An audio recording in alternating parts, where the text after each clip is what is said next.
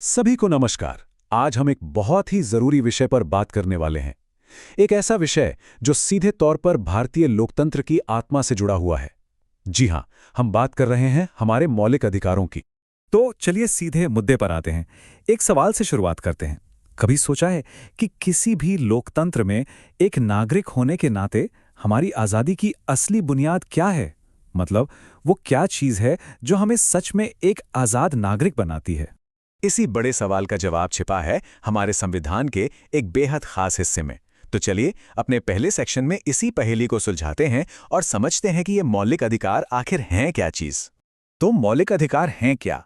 सीधे शब्दों में कहें तो ये वो बुनियादी मानवाधिकार हैं जिनकी गारंटी खुद भारत का संविधान देता है।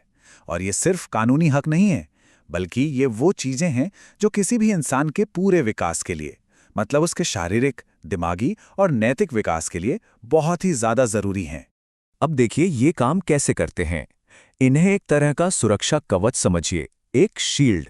ये शील्ड हमें यानी नागरिकों को सरकार की मनमानी ताकत से बचाती है।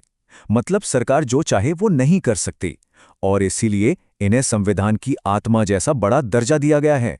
सोचिए कितनी बड़ी बात है। ठीक है, तो ये तो हो गई इनकी परिभाषा, लेकिन इन अधिकारों में ऐसा क्या खास है? इनकी अपनी क्या पहचान है? चलिए अब दूसरे सेक्शन में इन्हीं की विशेषताओं को जरा और करीब से जानते हैं। तो देखिए, इनकी कुछ बहुत ही दिलचस्प खासियतें हैं। सबसे पहली और सबसे जरूरी बात, ये न्यायोचित हैं।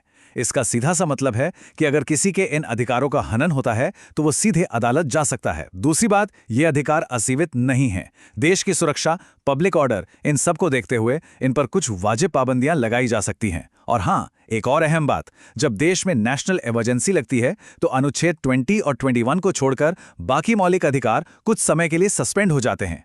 ये अधिकार ज्यादातर सरकार के खिलाफ मिलते हैं ताकि वो अपनी ताकत का गलत इस्तेमाल ना कर सके। और आखिर में इनमें से कुछ की प्रकृति नकारात्मक है, मतलब वो सरकार को कुछ करने से रोकते हैं, और कुछ की सकारात्मक, जो हमें कुछ करने का हक देते हैं।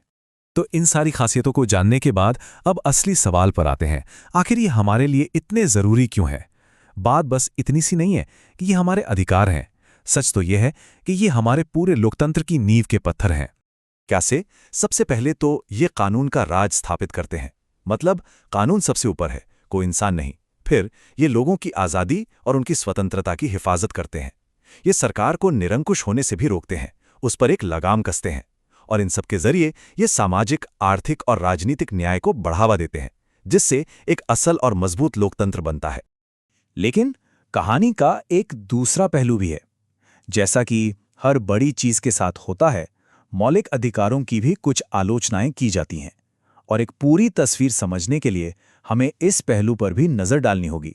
तो सबसे बड़ी आलोचना क्या है? वो ये है कि एक हाथ से अधिकार दिए जाते हैं और दूसरे हाथ से उन पर इतने सारे लेकिन और अगर लगा दिए जाते हैं, इतने सारे अपवाद हैं, इतनी पाबंदियां हैं कि कई बार तो लगता है कि अधिकार का असली मतलब ही कहीं खो गया है। यानी जो आदर्श स्थिति है और जो हकीकत है, उसमें एक फासला नजर आता है। इसके अलावा और भी बातें हैं, जैसे संविधान में पब्लिक ऑर्डर या नैतिकता जैसे कुछ शब्दों का इस्तेमाल हुआ है जो काफी धुंधले हैं। इनकी परिभाषा साफ नहीं है, तो सरकार इनकी अपने हिसाब से व्याख्या कर सकती है। फिर एक और बड़ा मुद्दा है निवारक निरोध यानी प्रिवेंटिव डिटेंशन का। बिना मुकदमे के किसी को हिरासत में लेना, इसे कई लोग व्यक्तिगत आज़ादी पर बहुत बड़ा हमला मानते हैं।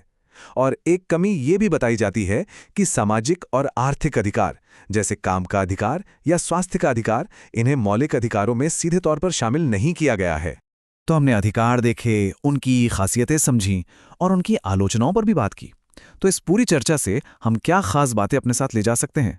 चलिए आखिरी सेक्शन में इन सबको समेटते हैं। देखिए, सार बस इतना सा है। पहली बात, ये सिर्फ कानून नहीं बल्कि गरिमा और आज़ादी का एक संवैधानिक वादा है।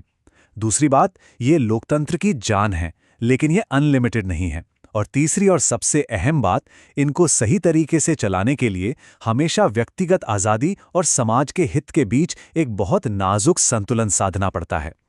और यहीं पर मैं आपको एक बहुत बड़े सवाल के साथ छोड़कर जाना चाहूँगा कि अधिकारों और कर्तव्यों के बीच ये सही संतुलन आखिर है क्या? ये एक ऐसा सवाल है जिसका जवाब हम सबको मिलकर ढूंढना है, एक नागरिक के तौर पर भी और एक समाज के तौर पर भी। इस पर सोचिएगा ज़रूर।